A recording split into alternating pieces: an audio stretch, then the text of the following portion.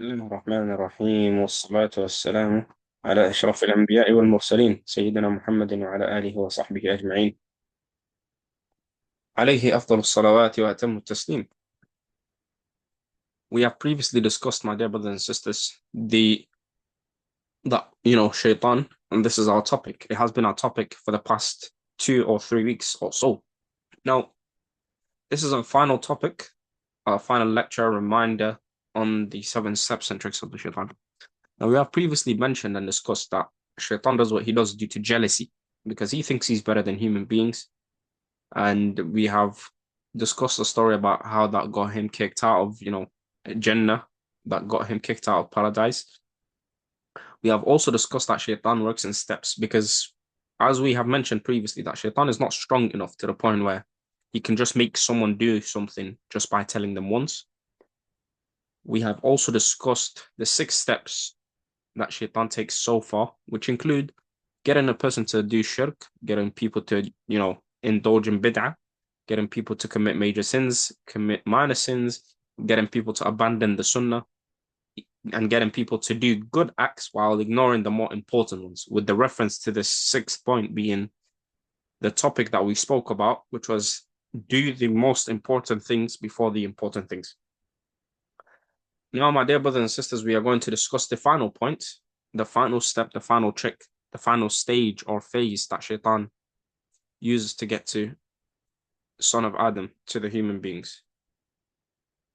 The final steps of Shaitan is to use his soldiers against us.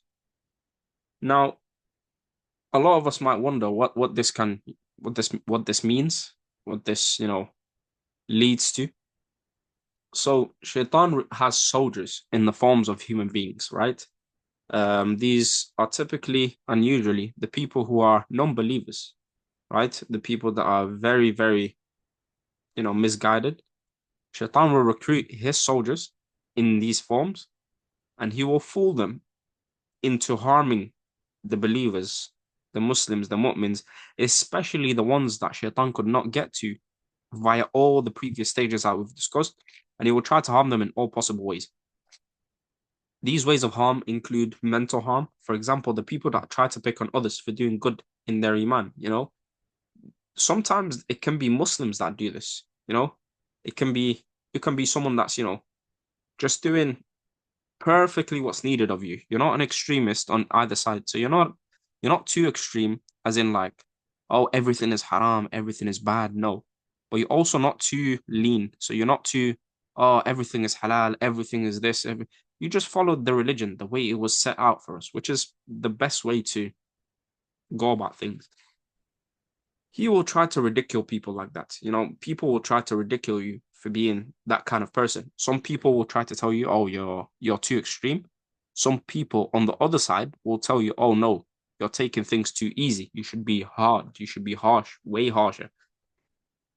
They will try to get people to mock others for, for praying in the mosque.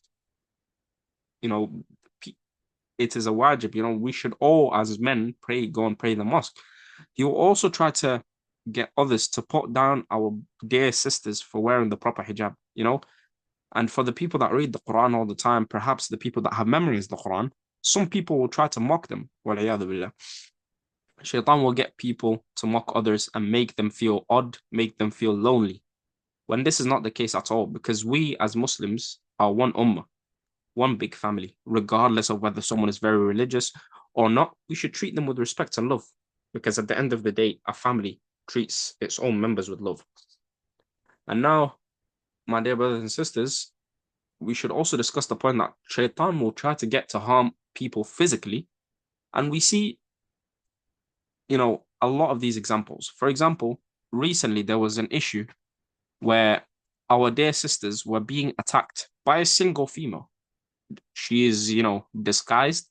She does it at a random time. She does it, by surprise. She catches off our sisters by surprise. She goes and she snatches off their hijabs, their headscarves from their heads, all just because of the fact that they are Muslims, they are mu'mins. And another example can also be the recent riots due to the unfortunate Southport events. However, a lot of people started, pinpointing and pointing fingers at us as Muslims simply because we are Muslims. Again, this is all the work of Shaytaan. Local mosques were vandalized, the windows, the glasses were broken, etc. People were attacked on the street. We should always, always, always recognize that this is all the work of Shaytaan. Sometimes it can even become your own family members, or it can be your contacts, or your friends, or your colleagues, or your teacher that can say something, and you think to yourself, it is a bit odd what this person said. So it is very important, my dear brothers and sisters, to understand this, that, Shaitan will 9 times out of 10 try to recruit, not even 9 times, 10 times out of 10, he will try to recruit his soldiers to attack the more religious people. And not necessarily the more religious people. We have also mentioned that Shaitan would try to attack anyone regardless.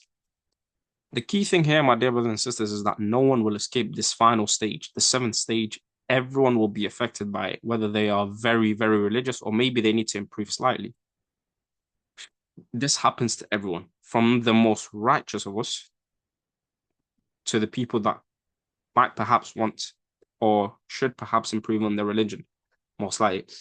So the advice that I would like to leave you with, my dear brothers and sisters, as for today, is bear patience, my dear brothers and sisters, because there are many, many ways to combat the tricks of Shaitan, which we will discuss in the coming reminders. Wassalamu alaikum wa rahmatullahi ta'ala wa barakatuh.